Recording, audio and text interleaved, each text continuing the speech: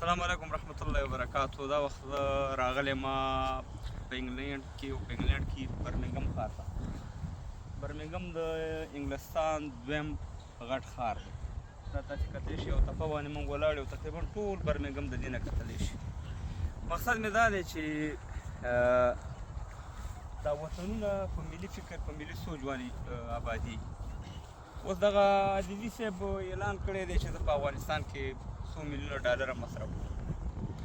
اوس موږ افغانانو پسې راغستې ده چې دا پیسې تا د کوم ځای نه راوړي او دا دولت دې د کوم ځای نه کړو او ته خو دومره پیسې نه لري.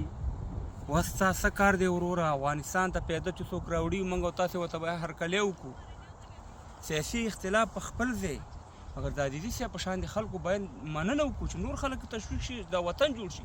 اوس زموږ د چوکۍ په وجه چې زموږ هلته خپله چوکۍ اوس نشته دی، په قدرت کې نه یو، نو اوس ووایو چې عزیزي صاحب دا پیسې چې دي دا حرامې دي. وروره دا ډالر هم موږ ته نور خلک چاپ کوي، دا افغانۍ هم نور خلک موږ ته چاپ کوي، دا پاسپورټ هم موږ ته نور خلک چاپ کوي. خبره دې قصو پسې مه ګرځئ، د وطن ابادي او یووالۍ ته باید موږ او تاسې کار وکړو. نو خبره دلته دا ده چې دلته دا خلک چې دا وطنونه جوړ دي او منظم دي، دا په ملي فکر د وطن خبره چې راشي ټول سره یو شي. بدبختانه زموږ مشکل دا دی چې زه په چوکۍ نه یم که نه، زه په وزارت نه یم، بس هر شی کفر راته ښکاري. نو دا ډېر یو غلط فکر، یو غلط نظر دی. بل د برمنګم دې ښار ته تاسې کتلی شئ دا ونې تاسې وګورئ څنګه شین دی دا وطن. زه په کابل کې ګرځېدم که نه، په کابل کې نو چا به ویل چې په دې بنګله باندې په دې کور باندې $15,000 لګېدلي، چا به ویل $2,00,000 لګېدلي. کوڅه بیا چې وخت خام و هغه دوړې به راځي د په کور لګېدې، یعنې $15,000 زه نه کوم چې په هغه کوڅه ولګوي او دغه کوڅه پخه کې هلته په باران وشو خټې دغه. بل ونو ته وګورئ څومره شین دی دا برمنګم ښار.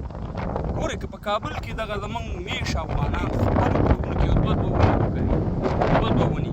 ګورئ دا د ونو دغه بدلېږي، داسې ونې شته چې کالو سر شنې. نو ته ماته چې په کابل کې هر یو کور والا یو دوه ونې په خپل کور کې وکري، دا کابل به تک شین شي که شین به نه شي؟ نو داسې ده چې هر کار خو حکومتونه هم نشي کولی چې هر شی به تاسې ته حکومتونه کوي. خپل هم باید موږ او تاسې محنت وکړو. نو دا وطنونه چې جوړ دي شنه دي او په پرمختګ یې کړی دی، د ولس او حکومت سره یو ځای لاس ورکړی دی او دا په مخکې روان دي. یقین وکړئ دا د خپل وطن سره دومره مینه لري، دومره محبت لري که ته دلته چا ته په $1,000,000 ورکړې د خپل وطن په خلاف باندې خبره نه کوي. نو دې غونډۍ ته راغلي یو، دا د برمنګم ښار هم وکتو او نن هم تاریخ دی د 8مې میاشتې 2025 کال. د ملګرو سره راغلی یم.